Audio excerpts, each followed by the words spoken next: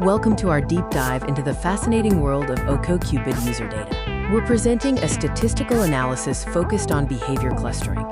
This project utilizes statistical methods and machine learning techniques to uncover patterns in dating platform interactions.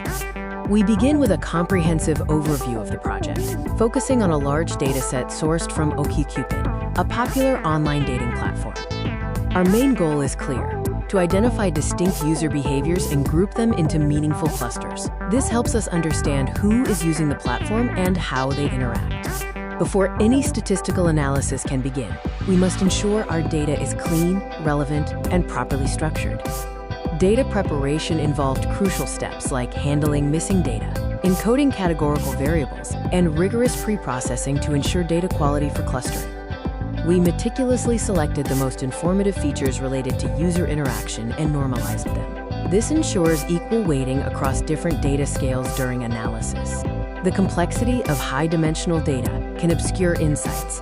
We use Principal Component Analysis, or PCA, to simplify the dataset.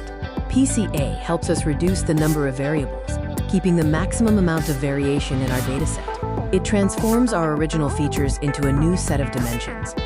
By visualizing the variance with PCA plots, we can confirm that we retain the most crucial information, allowing us to move forward with a more efficient and effective model. With reduced dimensions, we are now ready to apply the K-means clustering algorithm to group users based on their shared behaviors. We employed the K-means algorithm and specifically used the elbow method and silhouette score to determine the optimal number of clusters, ensuring robust and meaningful groupings.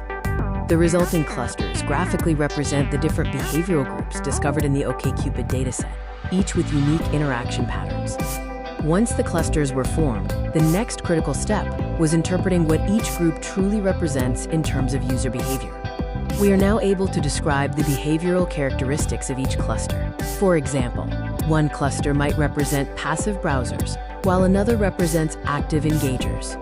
Our statistical results confirm the cluster boundaries and provide strong evidence for the distinct nature of each user behavior group, offering valuable quantitative validation. To wrap up, let's summarize the key insights derived from this extensive analysis of OkCupid user behavior.